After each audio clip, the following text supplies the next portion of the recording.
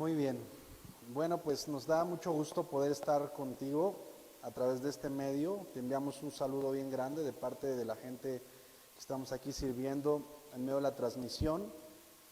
Y bueno, como hemos estado aprendiendo desde hace unas semanas, estamos ahondando un poco más acerca del mensaje de la resurrección y nos gusta mucho poder contactar contigo a través de este medio, pero sobre todo a través de la palabra de Dios. Así es que vamos hoy a seguir un tema que empezamos la semana pasada acerca de los testigos que hubieron en la resurrección de nuestro Señor Jesucristo. Vamos para esto a irnos al capítulo de Lucas, capítulo 24, al libro de Lucas capítulo 24, del versículo 13 en adelante, por favor. Como ustedes aprendieron junto con nosotros la semana pasada, vimos acerca de que cuando nuestro Señor Jesucristo resucita, no solamente el milagro de la resurrección por sí mismo trajo una serie de eventos y de particularidades que hicieron ese evento algo muy singular, y decíamos hace 8 días, cuando lo empezamos a leer con detenimiento, cuando lo empezamos a leer con un poquito más de cuidado, entonces la Escritura nos avienta mucha enseñanza. Hace 8 días hablamos de las mujeres que fueron al sepulcro de Jesús y cómo estas mujeres, al estar en el sepulcro, vimos el orden y cómo se les fue apareciendo, y que no fue una, sino fueron varias, y que tenía un propósito específico, tenía una razón de ser. Pero también aprendimos algunas cosas la semana pasada, cómo Dios les fue hablando, cómo Dios les fue ministrando, y una de las cosas que más nos llamaba la atención es cómo cuando Jesús resucita y se reúne con sus discípulos, les reprochó por su incredulidad, por no haber creído. Hoy vamos a seguir la segunda parte de este mensaje, versículo 13, dice ahí: y aquí que dos de ellos iban el mismo día a una aldea llamada Emaús, que estaba asentada a 60 estadios de Jerusalén, e iban hablando entre sí de todas aquellas cosas que habían acontecido. Versículo 15 dice: sucedió que mientras hablaban y discutían entre sí, Jesús mismo se acercó y caminaba con ellos. Mas los ojos de ellos estaban velados para que no le conociesen. Y les dijo: ¿qué pláticas son estas que tienen entre ustedes mientras caminan? ¿Y por qué están tristes? Versículo 18 dice: respondiendo uno de ellos, que se llamaba Cleofas, le dijo: ¿eres tú el único forastero en Jerusalén que no ha sabido las cosas que en ella han acontecido en estos días? Entonces él les dijo: ¿qué cosas? Y ellos le dijeron: de Jesús el Nazareno, que fue varón profeta, poderoso en obra y en palabra delante de Dios y de todo el pueblo, y cómo le entregaron los principales sacerdotes y nuestros gobernantes a sentencia de muerte y le crucificaron. Pero nosotros esperábamos que él era el que había de redimir a Israel, y ahora, además de todo esto, hoy es ya el tercer día que esto ha acontecido. Y aunque también nos han asombrado unas mujeres de entre nosotros, las que antes del día fueron al sepulcro, como no hallaron su cuerpo, vinieron diciendo que también habían visto ángeles quienes dijeron que él vive. Y fueron algunos de los nuestros al sepulcro y hallaron así como las mujeres habían dicho, pero a él no le vieron. Me llama mucho la atención esta parte. Estaba yo meditando hace un rato en la palabra, porque dice que esto sucedió el mismo día. Este es el mismo día de resurrección, después de que las mujeres en la mañana acaban de ir al sepulcro y acaban de comprobar con sus mismos ojos que Jesús había resucitado.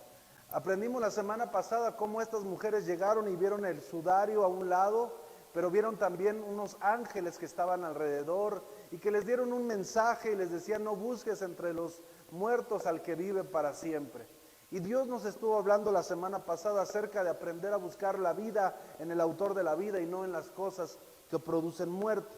Pero quiero ahondar un poquito más en esta palabra, y quiero primero, antes que nada, que veamos el escenario. Y quiero, para mí, en otras ocasiones que he leído este pasaje, me era muy fácil en algunas ocasiones escuchar el reproche de Jesús hacia los discípulos y sumarme a él y decir: sí es cierto, o sea, ¿cómo es que estos discípulos no podían creer en su mensaje? ¿Y cómo es que ellos no podían creer en que Jesús hubiera resucitado? Qué duros eran de entendimiento y qué duros eran de corazón.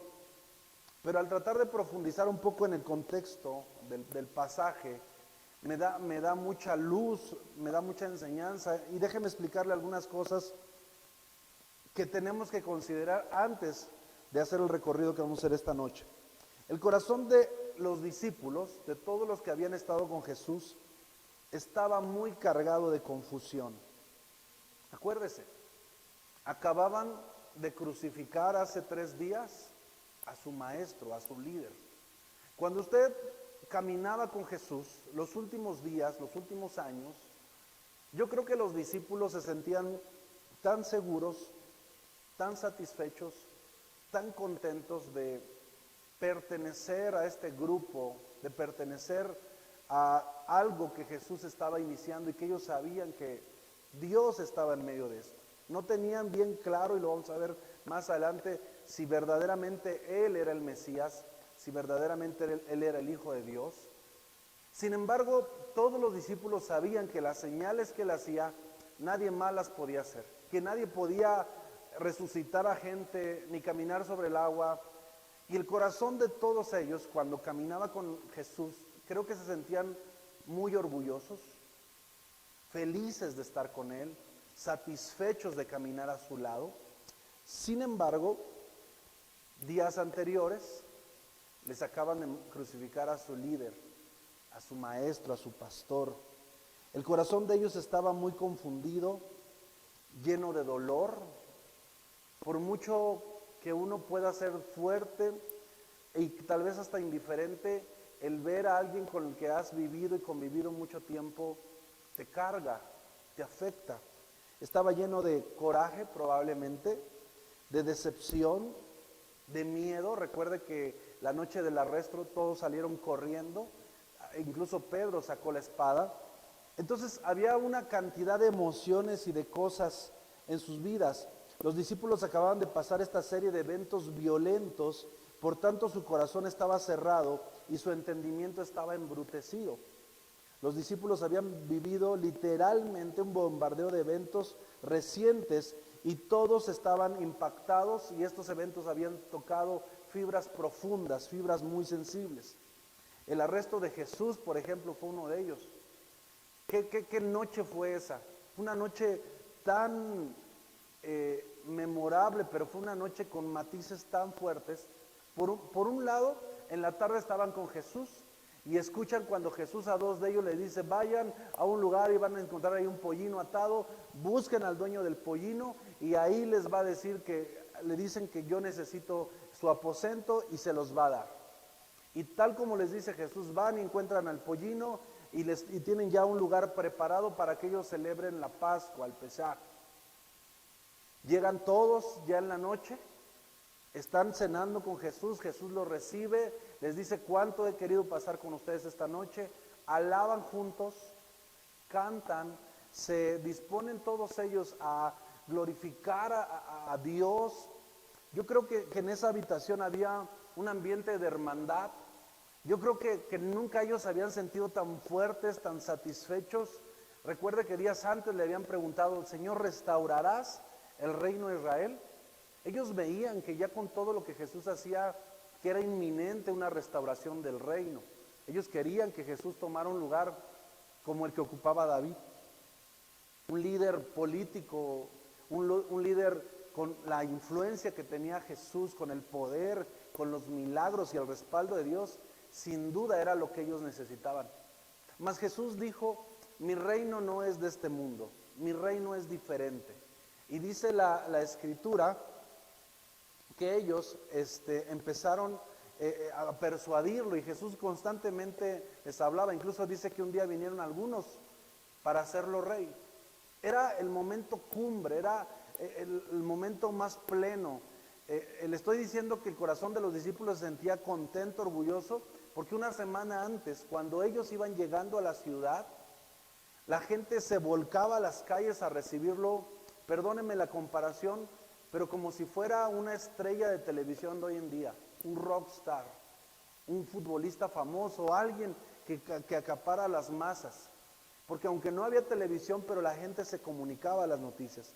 Y cuando Jesús llega a Jerusalén una semana antes, y entró en un pollino, y dice la escritura que toda la gente gritaba y aclamaba, Hosana, Hosana al Hijo de David. Es decir, estaba en un momento cumbre, en el momento de su ministerio exitoso. Y creo que los discípulos se sentían tan contentos, tan satisfechos de servir bajo ese liderazgo, de servir con su Señor, de servir con ellos. Pero Jesús termina esta jornada celebrando con ellos la Pascua, una Pascua inolvidable, una Pascua con características, con todos los elementos del Pesaj, pero celebra con ellos una cena tan particular, tan del alma, tan llena del Espíritu Santo. Creo que ese día, yo pienso que ellos estaban adorando a Dios a gritos, con lágrimas, cantando los salmos que se acostumbraban en esa noche. Generalmente eran 3 salmos que se cantaban esa noche. Ellos los cantaban con una convicción, con una adoración. Y yo creo que se veían el rostro unos a otros y decían, estamos en el camino, esto es lo que necesitábamos. Estaban emocionados, estaban muy contentos y satisfechos de lo que estaban haciendo. Jesús además se siente con ellos, y Jesús tenía una particularidad, que escuche, que no todos hacían. Cuando Jesús se reunía con ellos, generalmente en una casa, las mujeres eran las que atendían la mesa. Vemos el caso de Marta y de María, y que María estaba cocinando y generalmente llevaban las cosas y ponían la mesa. Generalmente se ponía la comida al centro y todos podían tomar de todo y se compartían. Pero Jesús tenía una particularidad. Jesús servía. Hasta en la comida Jesús les servía a ellos. Les daba de comer. Ahorita vamos a llegar a ese punto porque esto es impresionante. Entonces los atiende, los honra y los sorprende, porque además en esa cena nadie les dijo que fueran de gala. Nadie les dijo que llevaran sus mejores ropas. Seguramente venían del ministerio de trabajar. Pero esa noche Jesús toma una toalla y se ciñe y les empieza a lavar los pies. Y usted conoce la historia. Fue una noche inolvidable, imborrable, que quedó grabada en sus mentes. Su Señor está en el piso lavándole los pies y secándoselos a cada uno de ellos, dándoles una de las últimas lecciones como rabino, la última lección con la que Jesús cerró su ministerio de enseñanza en esa etapa. Cenaron increíble, se estrecharon los brazos. Usted sabe, Judas salió antes. Y esa noche, ya terminando de emociones increíbles, Jesús quiere ir a orar después de esa cena maravillosa. Y les dice a ellos que lo sigan, y van con ellos todos. Pero habían cenado, habían llorado, habían cantado, se habían abrazado, se habían besado.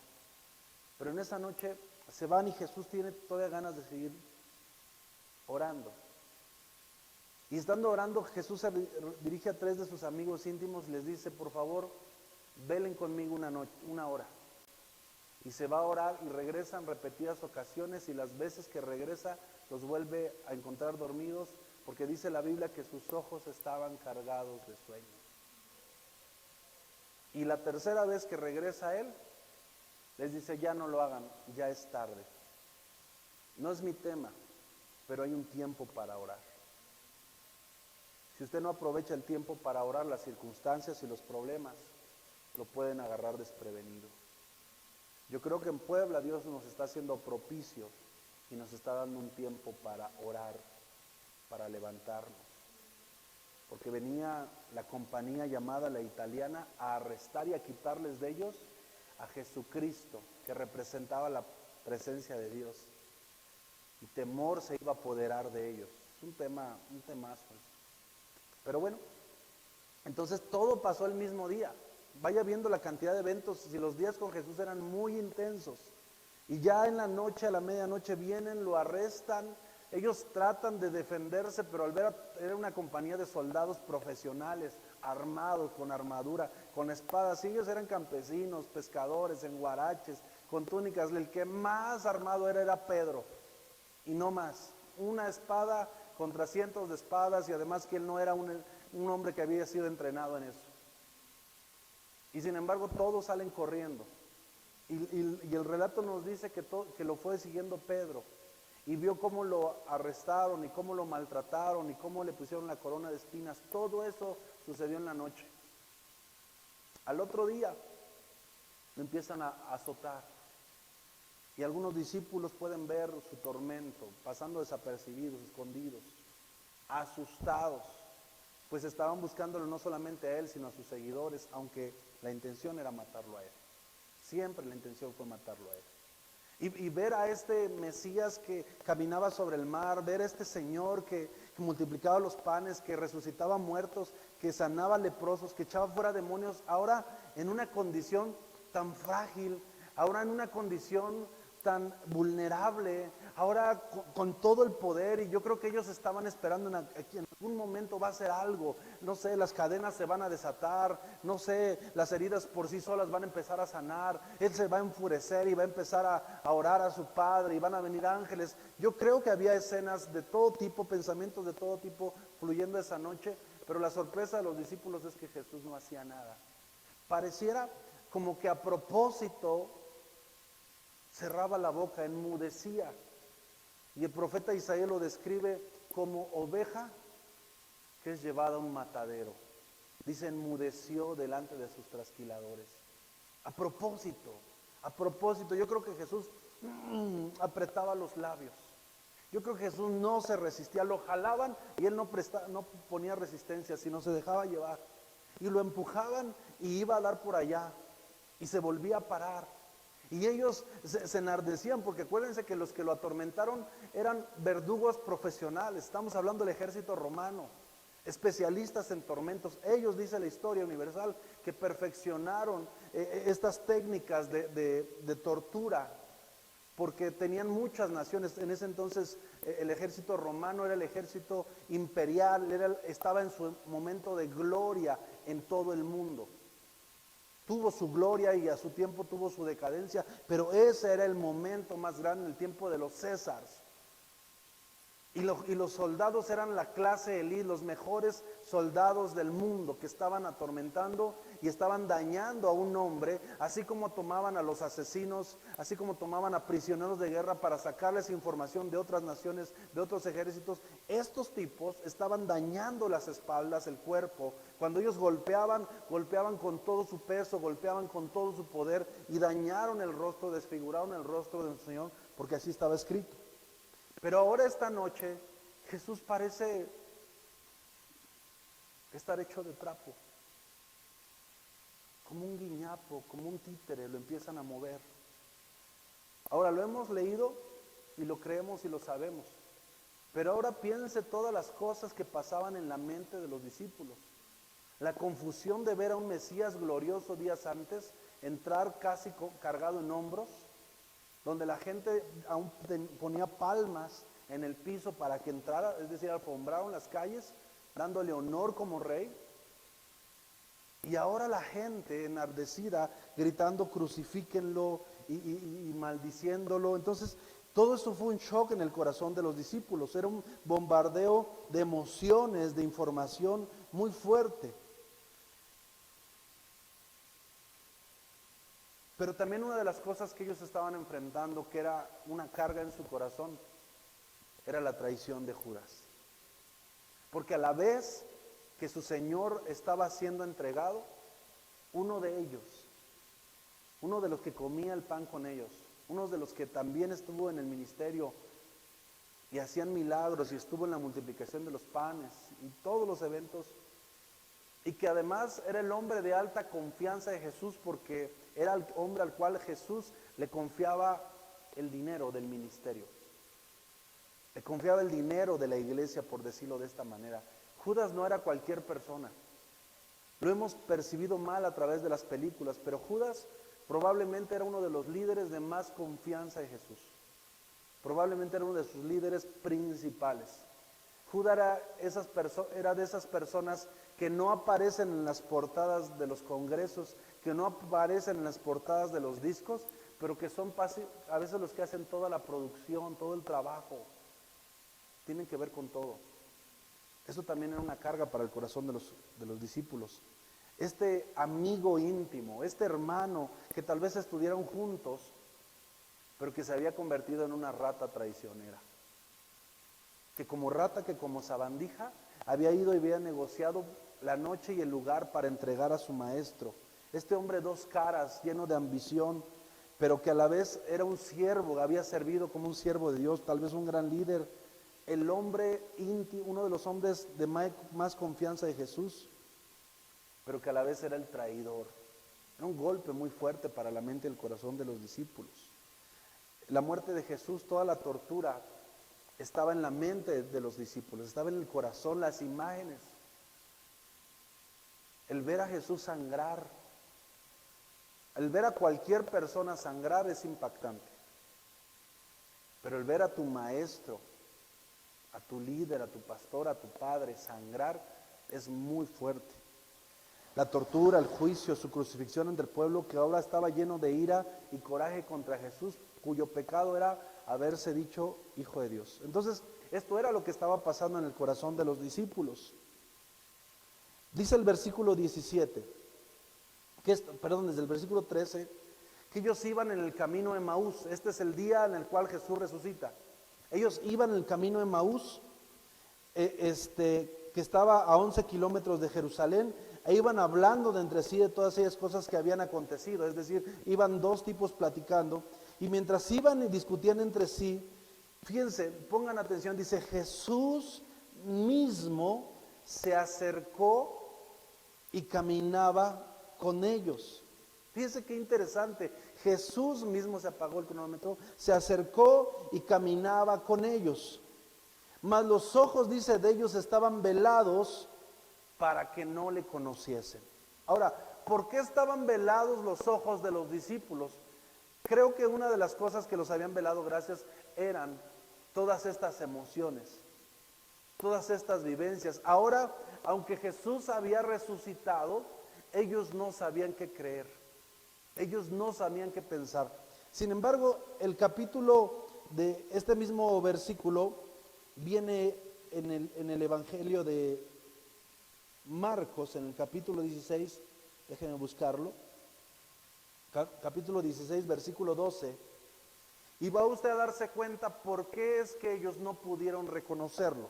Marcos 16, 12 dice, pero después apareció en otra forma, note por favor la palabra, en otra forma, a dos de ellos que iban de camino yendo al campo.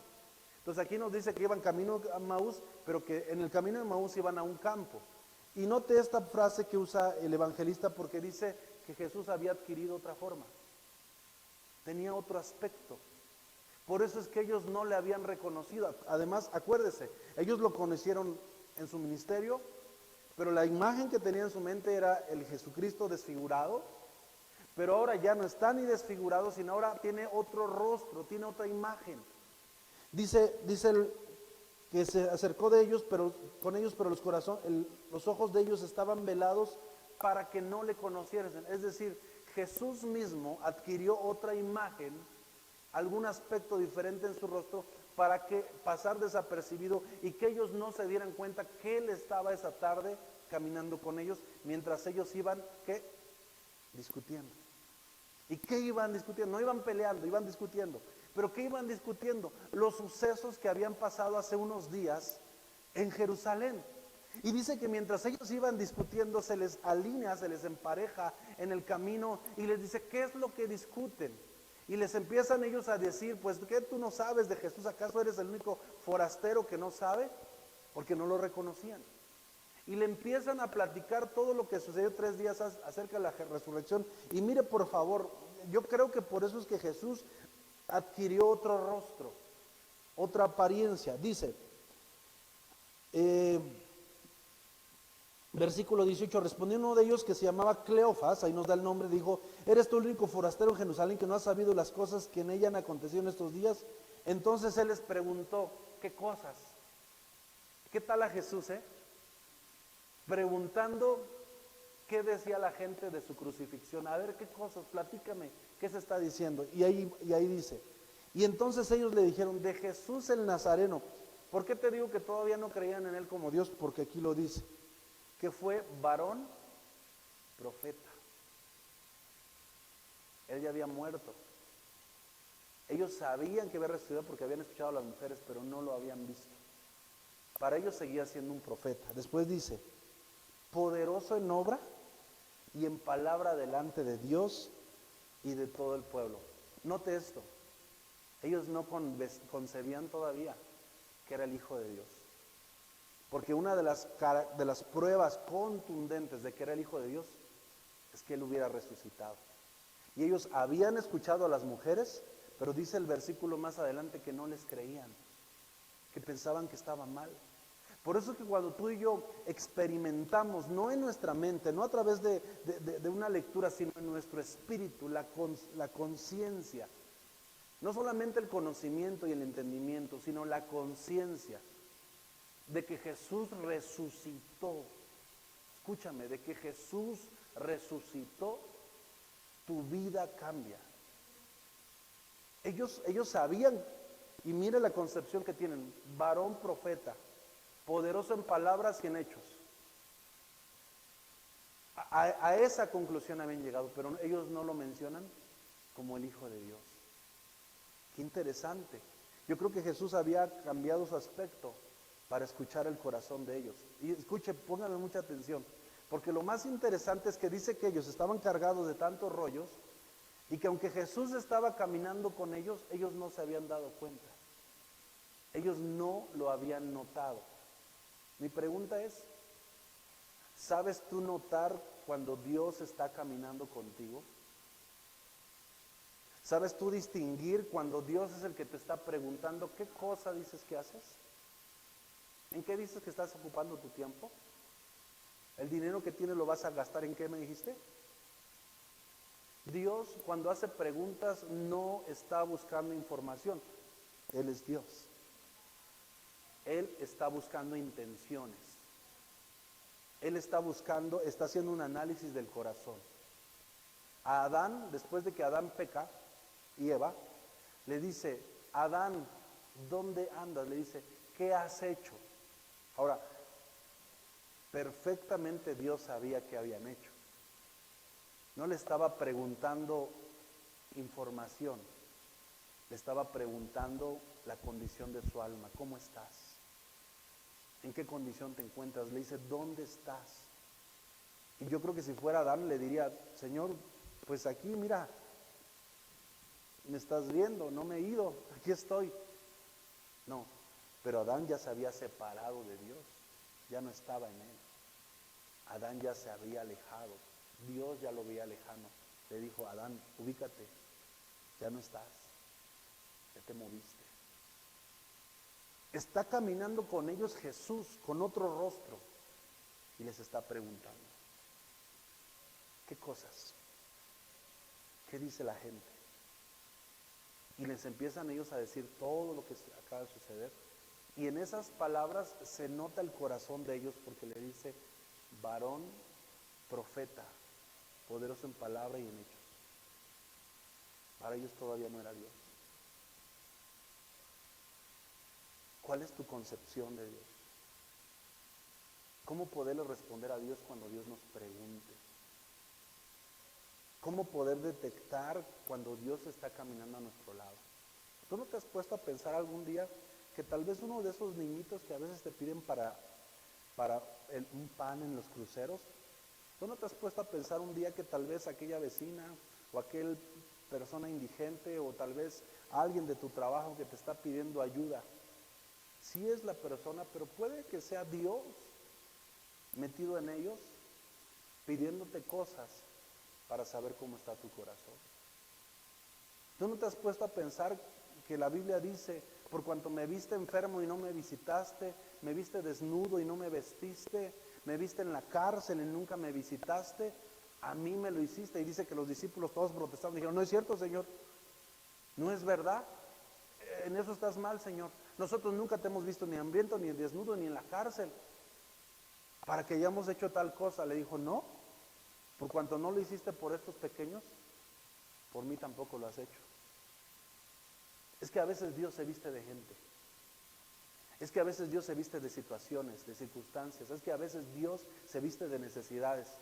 No para ver cuánto tienes, sino no para ver cuánto te falta, escúchame, sino para ver qué haces con lo que tienes. Es que, Señor, de verdad no me alcanza para mucho, pero con lo que tienes, ¿qué haces con eso? Con lo poco, mucho. Tal vez hoy no estás vendiendo igual, pero hay gente que ese es su pretexto. Por eso no diezmo, pastor, porque no estoy ganando igual. Y Dios te está preguntando, ok, ¿y qué vas a hacer con eso? ¿Cómo lo estás invirtiendo? ¿Qué destino le estás dando? El corazón de ellos estaba cargado de emociones, de distracciones, de confusión, de dolor, de coraje. Dice que sus ojos estaban velados. El dolor nos impide ver a Jesús caminar a nuestro lado.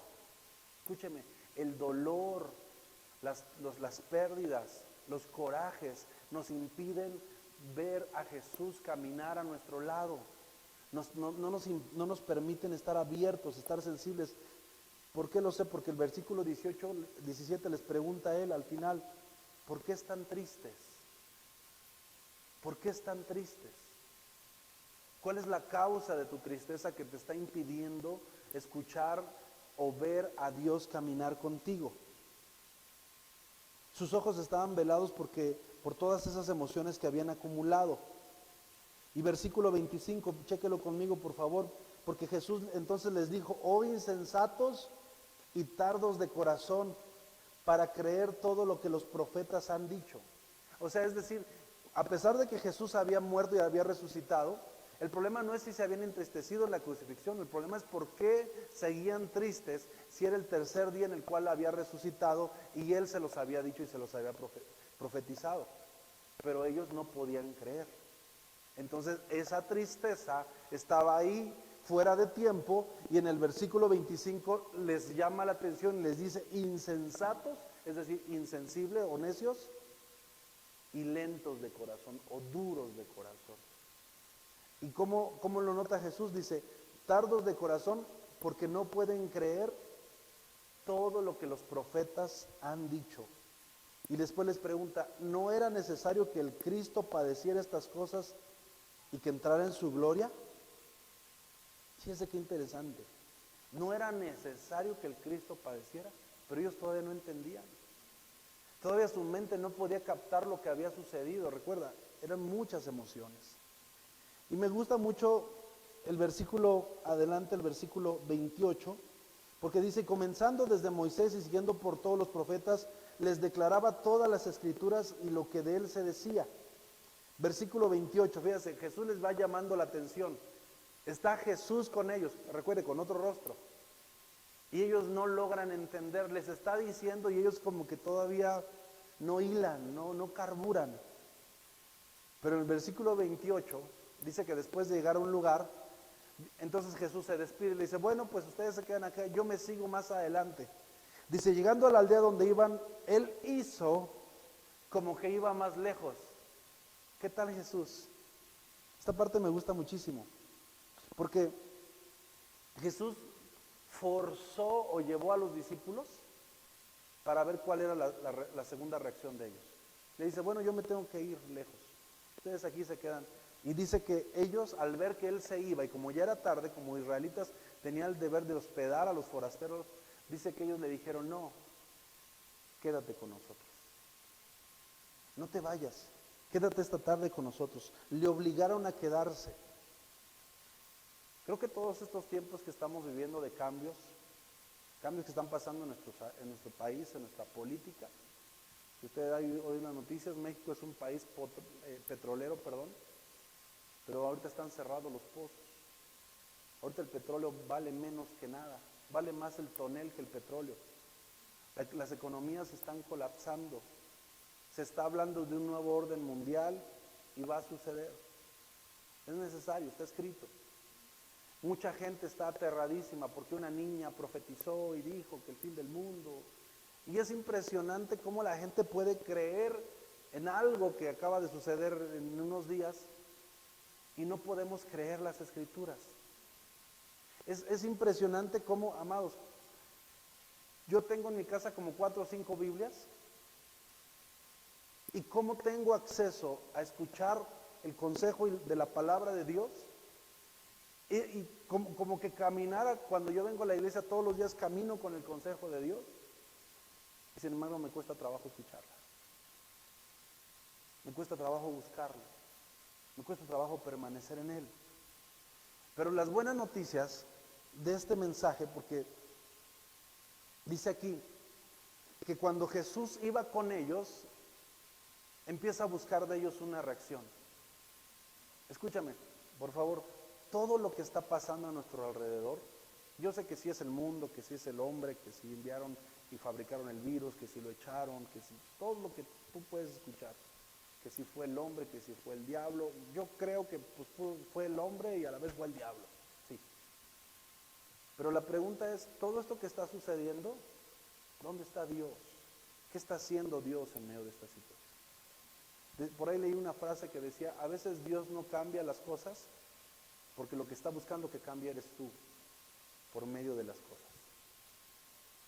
¿Qué cosas tiene que cambiar o qué está buscando Dios cambiar en ti? En tu vida, en tus relaciones, en tu persona, en tus hábitos, en tu corazón, en tu gratitud. ¿Te das cuenta que hoy que llevamos varias semanas encerrados, valoramos a la gente que antes no valorábamos? Queremos abrazar hasta a los que antes nos caían mal. Ay, pues aunque sea esa hermana medio gordita que me cae mal, pues ya algo que abrazar, ¿no? Hoy lamentamos no haber podido abrazar, hablar más con gente, a ver a nuestros padres. Hay gente que se está regresando a sus poblados. Hay gente que se quejaba de su trabajo todos los días y hoy anhelan tener ese trabajo. Hay gente que se quejaba del sueldo cochino que le pagaban y hoy que no lo tiene está lamentándolo. Hay gente que no soportaba, que decía, ay, es que el día que tenga un tiempo voy a leer un libro. Llevan 3 semanas y no han ni empezado. Ay, es que ahora que tenga tiempo voy a reparar esa puerta, voy a pintar la casa. Pues llevamos 3 semanas y no hemos pintado absolutamente nada. Y una frase que me gustó esta semana dice, hoy que estamos, dice, en casa, sin salir y sin ir a la iglesia, te vas a dar cuenta que el problema no era la falta de tiempo ni el trabajo, porque aún a las transmisiones llegas tarde. ¿Cuál es el trabajo? Si es ir, prender la tele. Entonces no era el tiempo, no era el transporte, no eran los niños. Hay cosas de ti y de mí que tienen que cambiar. Esta semana platicaba con una persona, me decía, es que no tengo tiempo, es que mire, yo hago esto, y mi esposa hace esto, y hacemos esto, y hacemos el otro. Y dice, ¿de verdad no tenemos tiempo? Le digo, no, no es que no tengas tiempo. Es que Dios no es tu prioridad. No tienes claras tus prioridades. Y sabes, hay gente que semanas antes de que esto pasara, yo estuve hablando de que se metieran con Dios, que buscaran a Dios en el tiempo bueno. Y hoy que está pasando esto, nos damos cuenta que el Dios trabajo se cerró. Que lo que perseguíamos en la vida, que era dinero, se está escaseando y no está, y es tan irreal. Y que estamos entrando no en México, sino en el mundo, en una situación global de crisis económica global, alimenticia, familiar. Hay gente que nos damos cuenta que aunque lleva tiempos en las iglesias, escucha noticias como el de la niña profeta o como que ya se va a acabar el mundo y entran en unas crisis porque aunque han ido a la iglesia nunca se han preocupado por discipularse, por fundamentarse. Escúcheme, iglesia, viene un tiempo de engaño y de apostasía fortísimo, como nunca lo ha habido. Como nunca lo ha habido. Estamos entrando en tiempos violentos y peligrosos. Estamos entrando en tiempos en los cuales las economías están yéndose al piso. Y ya no estamos lejos de que se haga ley, no en México, sino en el mundo, la implantación del chip y otros mecanismos que el diablo están por imponer. Y esto que está pasando es el pretexto perfecto para hacer un nuevo orden mundial. Está puesto. Va a suceder. Está escrito. Entonces, muchas veces no nos damos cuenta que estas circunstancias están sucediendo para llevarnos hacia reformas, hacia cambios, hacia convicciones. Por ejemplo, como siempre habíamos tenido trabajo, comida y frijolitos o algo no nos falta, creo que a veces dejábamos de apreciar y valorar lo que Dios ponía en la mesa. El salir con tus amigos a jugar fútbol. Yo sé que en esto muchos van a coincidir. Algunos van a decir, ay no, pero creo que muchos, el poder llegar a la iglesia. Cuando la iglesia estaba abierta había gente que aunque la iglesia estuviera en una cuadra no llegaba. O llegaba a la hora que quería o llegaba tarde. Y hoy que la iglesia está cerrada, a veces ellos son los primeros en decir, es que yo quisiera que la iglesia se abriera. Pero cuando hubo, no lo aprovechaste. Y no es un tema para hacernos sentir mal, es un tema para reflexionar. Porque Jesús está, fíjate el pasaje. Ellos se están quedando acá. Quiero que lo entiendas. Ellos se están quedando a un lado, pero Jesús sigue. O sea, en un tiempo caminó con ellos, pero de repente ellos a donde tenían que llegar, llegaron. Y Jesús va a seguir, y Él se va a ir. Pero dice que cuando Jesús ya se iba, le dice, bueno, pues ya me voy, nos vemos muchachos. Él hizo eso para buscar una reacción de ellos. Al saber ellos que Jesús se estaba alejando de su vida, quería que ellos reaccionaran. Y entonces uno de ellos agarra y le dice, Señor, no te vayas, ya es muy tarde. Y me gusta mucho la frase que ocupa el texto porque dice, y obligándolo a quedarse. Y esa frase me gusta, porque yo creo que hay lugares en los cuales Jesús, hay casas, hay familias a las que Jesús visitó, pero hay lugares a donde Jesús le gustaba estar. Y esta era una de ellas. Mira más adelante. Dice, y le dijeron, quédate con nosotros porque se hace tarde. Y dice más adelante, entró pues a quedarse con ellos. ¿Qué hace? Por favor, ponme atención. ¿Qué hace que Jesús se quede en tu casa?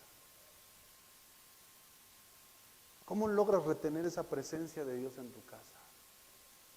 ¿Cómo haces que Jesús no pase de largo cada semana a través de sus mensajes, a través de la palabra? ¿Cómo lograr, mis amados, que en estos tiempos de necesidad, donde el tiempo avanza y se nos está haciendo tarde, cómo lograr que Jesús no solamente nos bendiga, sino habite entre nosotros? ¿Cómo lograr retener la presencia de Dios? El pasaje está muy sencillo, pero tiene una verdad incalculable. Ellos hablaron con Él. Le rogaron, dice el texto. Le rogaron. Quédate con nosotros. Quédate con nosotros. Yo sé que Jesús está en tu corazón, pero ¿hace cuánto que no le ruegas para que esté en tu casa? ¿Hace cuánto que no te pones de rodillas y le clamas porque no se vaya?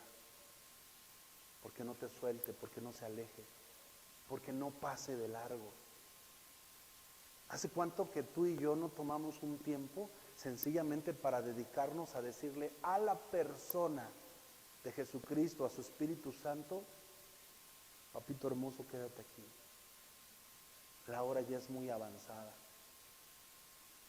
Te necesitamos aquí, no te expongas, vente aquí. Aquí hay una casa para ti. Hemos construido una casa para ti. En mi casa hay un lugar para ti. Y ahora, si hay un lugar en tu casa para ti. Ah, claro, pastor, claro. Escúchame, si Jesús, ven Fabi, si Jesús viniera en persona, vamos a suponer que Fabi viene, es Jesús, y que le dijéramos, de verdad, quédate en mi casa. Quiero que lo veas así, te voy a poner este ejemplo. ¿Dónde lo alojarías?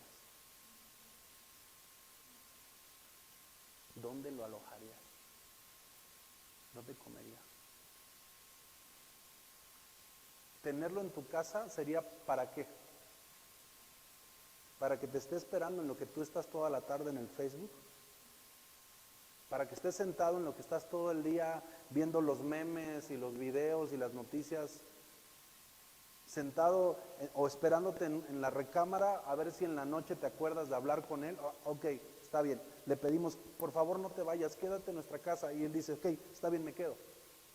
¿Cuál es mi lugar? ¿Cuál es el lugar de Jesús? ¿Cuál es el lugar que tú tienes ya preparado para el lugar donde tú te encuentras con Él? ¿Cuál es el lugar que tú tienes designado para que tú tengas un encuentro con Dios? Yo te voy a decir cuál es el mío, la sala.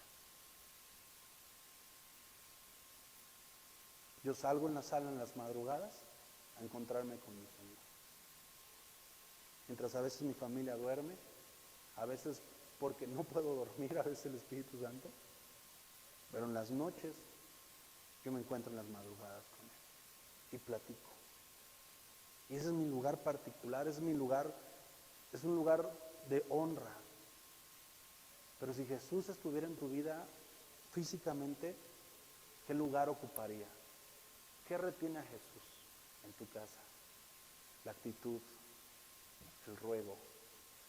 Cuando dice que estos hombres le dijeron, quédate con nosotros, a mí me habla de oración, a mí me habla de un clamor, a mí me habla de una necesidad. Sí, yo sé que lo hemos recibido por fe, pero estamos llenos de Él, estamos metidos en Él, en su presencia, pasamos suficiente tiempo en su palabra. Pastores, líder, si no predicas, abres tu Biblia, o solamente la abres para predicar, o solamente la abres para dar un mensaje, pero si no fuera por el ministerio, probablemente nunca la abrirías. O tú, hermano, tal vez la única vez que abres la Biblia son los domingos que escuchas el mensaje, porque ya ni vienes a la iglesia, o tal vez ya ni la abres, esperas que te las pongan en la pantalla, pero ni siquiera la sabes usar. Eso me dice del lugar que Dios tiene en tu vida. Y por eso no es de extrañarse que Jesús camina con nosotros un tiempo, no le entendemos porque nuestros ojos están cegados y nosotros nos desviamos porque nos gusta que Jesús camine con nosotros para que nos proteja y nos bendiga, pero no nos damos cuenta que no lo estamos siguiendo a Él, queremos que Él nos siga y a veces solo viene, bendice y se va. ¿Sabes que mucha gente que hoy se está convirtiendo por causa del coronavirus, cuando pase esta epidemia, lamentablemente no se van a volver a acordar de Él? Porque están movidos por el miedo, están movidos por las circunstancias. También sé que mucha gente que movidos por estas circunstancias se están encontrando con Él. Eso es una gran realidad. Pero hay personas que por esta causa se están abriendo al Evangelio. ¿Cuál eres tú? ¿Cuál eres tú? Estas personas fueron caminando con Él y no se habían dado cuenta. Tal vez no te has dado cuenta que Dios está caminando contigo y es tu mamá la única cristiana y te está enseñando y te está llevando al camino de Dios. Es tu hermano, es tu primo. Vienes a una iglesia y se te exige y se te pide y se te llama para que pidas cuentas. Carito nos daba la exhortación a dar cuentas. Hay gente que no le gusta dar cuentas. ¿Por qué? Porque decimos, es que si yo me someto a Dios, a mí Dios lo que me pida, y la Biblia es muy clara y dice, si no puedes someterte al hombre que ves, mucho menos te vas a someter a un Dios que nunca has visto. Y se te olvida que las autoridades por Dios fueron dadas. Si no le rindes cuentas a tus pastores, líderes o mentores, olvídate, no le rindes cuentas a Dios. No te engañes, no te confundas en tu corazón. Por eso es que a veces las visitaciones de Dios no nos duran. Yo me he dado cuenta, este pasaje me gustaba mucho, pero me gusta mucho, para mí no es una mala noticia, para mí es una noticia fenomenal, porque aquí me muestra cómo estas personas obligaron a Jesús a que se quedara con ellos. Hicieron que Jesús decía, no, yo es que me tengo que ir, perdón, pero ese soy yo, ¿no? Yo creo que Jesús tenía, porque el texto nos dice que tenía la intención para ir con ellos en el camino. Y yo creo que él estaba esperando que ellos lo invitaran, pero como no le dijeron nada, entonces Jesús dijo, bueno, pues ya me voy. Bueno, pues ahora sí ya me retiro. Y yo veo a Jesús diciendo, o sea, jugando así, disponiéndose con ese sentido de humor increíble, y ellos de repente, no te vayas, no, espérame, ya es bien noche, ¿cómo te vamos a dejar ir? Y dice que él se empezó a hacer como del rogar. Me fascina esta parte. Mira, la otra semana te voy a hablar un poco acerca de esto. Pero después se les aparece a los 11. Están todos ahí, dice el texto, lo vas a leer más adelante, que estaban todos aterrados, bien paniqueados, se me apagó el cronómetro. Estaban todos bien sacados de onda. Y dice que vieron, les habló, les llamó la atención. Y cuando están todos así asustados, les dice, ¿qué hay de cenar? ¿Qué hicieron de comer? Y yo veo a Jesús y digo, wow, o sea, qué sentido de humor tan impresionante para cambiar las atmósferas. Y dice que le dieron de comer. Yo creo, al menos yo hubiera hecho, si Jesús hubiera estado cenando esa noche conmigo, resucitado en persona, hermano, yo no hubiera podido comer. Yo hubiera estado toda la noche observándolo.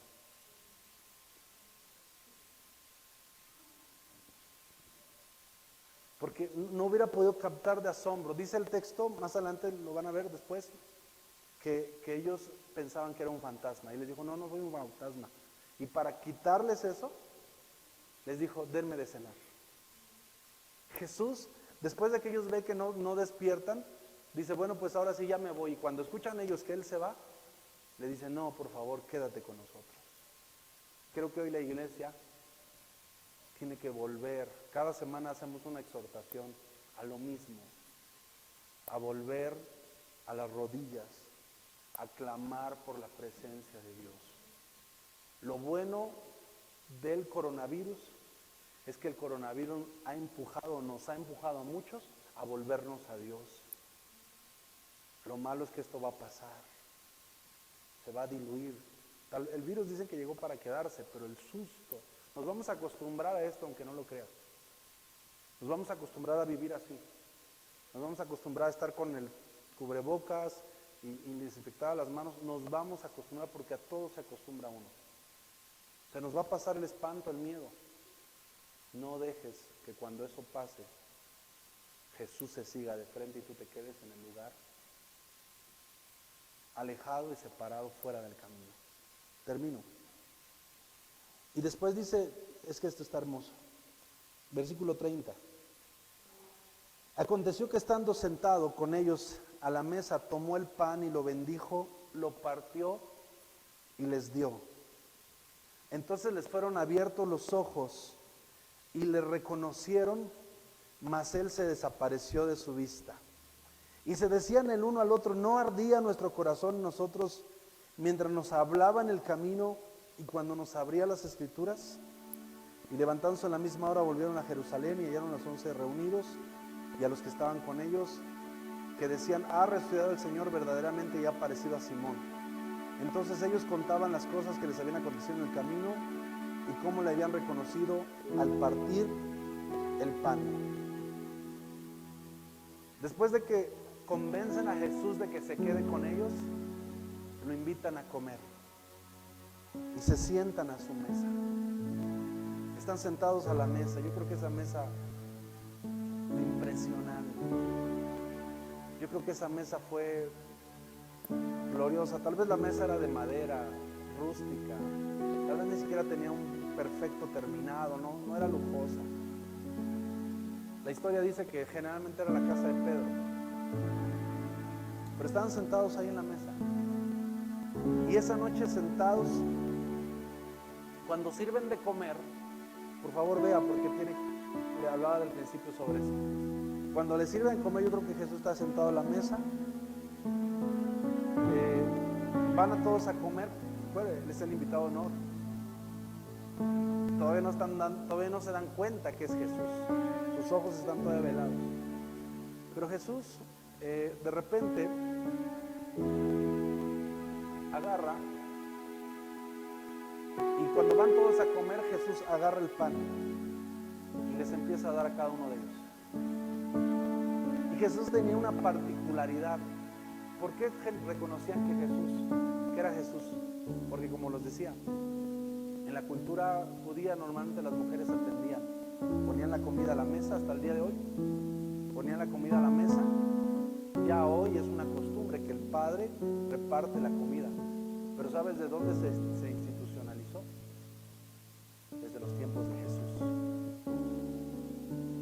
Jesús tomaba el pan. El pan eran como unas tortillas de harina gordas, como el pan árabe que conocemos aquí en Puebla, pan kosher, y lo partía y lo empezaba a repartir. Acuérdense que a Judas le mojó el pan en vino y se lo daba así. Esto era particular de Jesús, siendo ahora el Jesús resucitado, siendo ahora manifestándose en su naturaleza de Dios, regresó a servir, regresó a volverlos a atender, y fue por su manera de servirles, fue por su manera de tratarlos, de darles, de acercarles, de repartirles a cada uno, que ellos se dieron cuenta que era Jesús. Amado,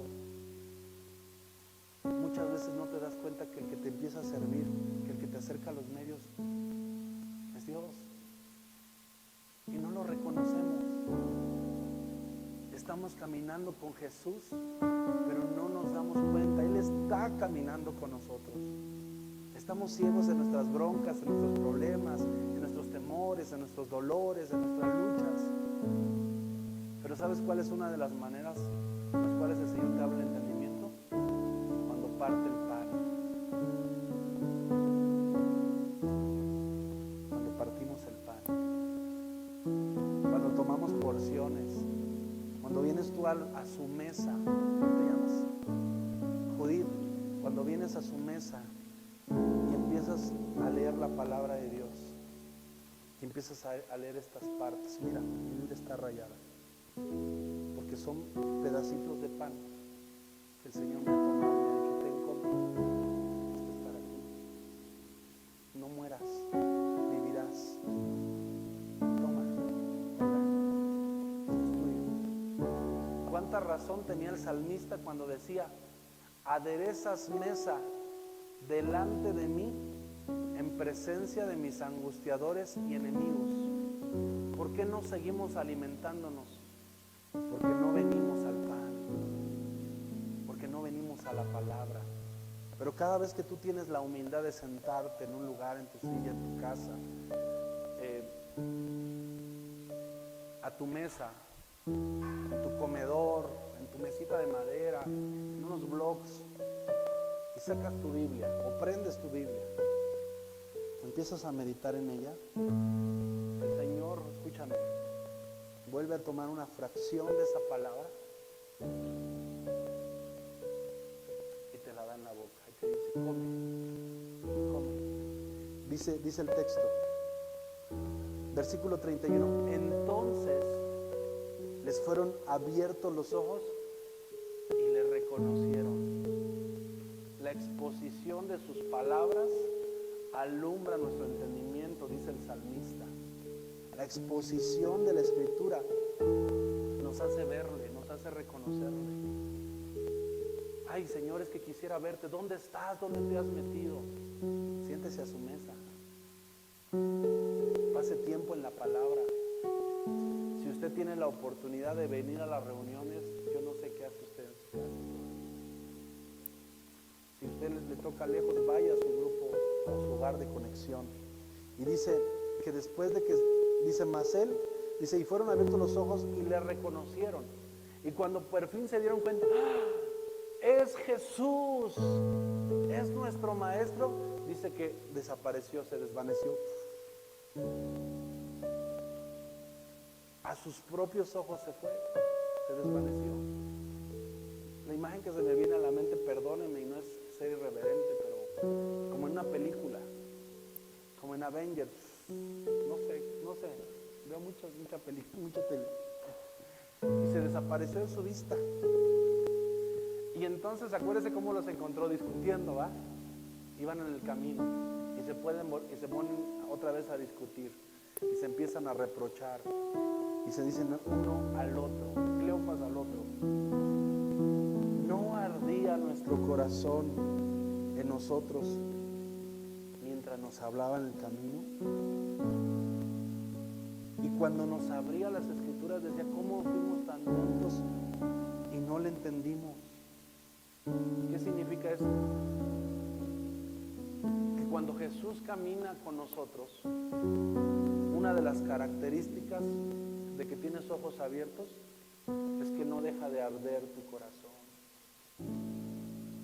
No dejes que tu corazón se apague. No dejes que tu pasión, que tu amor por Dios se apague.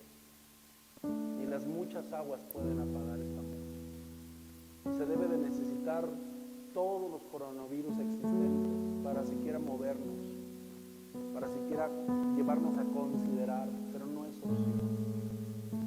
Las circunstancias no determinan nuestro fervor ni nuestro amor por Dios. Las circunstancias no mandan en nuestra alma ni en nuestro corazón. Las adversidades, los problemas, la escasez no determinan el ardor de nuestro corazón. Iglesia, escúchame. Las circunstancias no pueden determinar el ardor de nuestro corazón. El fuego, la pasión, el hambre por su presencia. Levántate ahí en tu sala, en tu casa, en tu hogar donde estás. Levántate a buscarlo, a llenarte de su fuego, de su pasión, de su Espíritu Santo. Levántate en las madrugadas. Quédate noches sin dormir por su presencia, por su palabra, por su Espíritu Santo. Él es el pan de vida. Hoy me toca a mí tomar una rebanada de este pan y dártelo a comer. Hoy me toca a mí tomar este pan y partirlo enfrente de tus ojos, porque esa era la particularidad de Jesús, repartirles a todos. Ninguno se quedaba sin que le tocara, ninguno se quedaba sin que Él le hablara, sin que Él le proveyera. No tengas miedo, Dios es tu proveedor, no es tu trabajo. Dios es el Señor de Puebla, no Volkswagen, no Ilsa, no Adams, no el gobierno. Bendecimos al gobierno, bendecimos a la industria automotriz, textil, pero Jesucristo es el Señor de esta ciudad. Jesucristo es el Rey, el que le provee, el que nos da y nos da en abundancia y nos da a manos llenas y nos da sin reproche. ¿Cómo no ardía nuestro corazón?, se dijeron en ellos, cuando andábamos con Él en el camino. No dejes que tu corazón deje de arder. No dejes que tu corazón se apague, que tu amor se enfríe. Y dice, y cuando nos abría las escrituras, cuando leas la Biblia, háblale al Señor, dile: hazme arder de amor por ti. Aliméntame, apaciéntame, vivifícame. Alimenta mi alma, Señor. Y levantándose a la misma hora, dice, volvieron a Jerusalén y hallaron a los 11 reunidos y a los que estaban con ellos, y volvieron a escuchar la misma historia. Ha resucitado el Señor verdaderamente y se le ha aparecido a Simón. Entonces ellos contaban las cosas que les habían acontecido en el camino. Ahora eran testigos y parte de esto, y cómo le habían reconocido al partir el pan. Cada vez que tú abras tu Biblia, el Espíritu Santo te va a dar una rebanada y vas a poder ver más claramente a Dios obrar en tu vida. Padre, yo oro por todos los que están en casa. Oro por todos los que están pasando necesidad, hambre, desempleo. Aliméntanos de tu palabra. Esa palabra que nutre, que fortalece, que llena de esperanza, de vigor. Perdónanos, Señor, porque no te hemos invitado a quedarte. Perdónanos porque solamente te vemos pasar y te dejamos ir.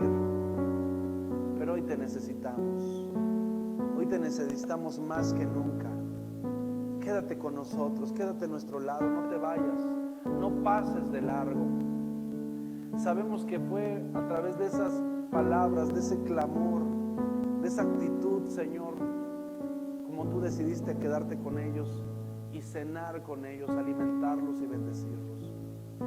Nuestra oración esta noche es: quédate con nosotros, quédate con nosotros, no te vayas, quédate con nosotros, no te alejes, quédate con nosotros. Nuestra casa te necesita, nuestra ciudad te necesita, nuestro país, Señor, te necesita. Quédate en cada hogar, en cada familia, con los huérfanos, con las viudas, con los ancianos, con los jóvenes, los recién casados, Señor, las madres solteras, los niños.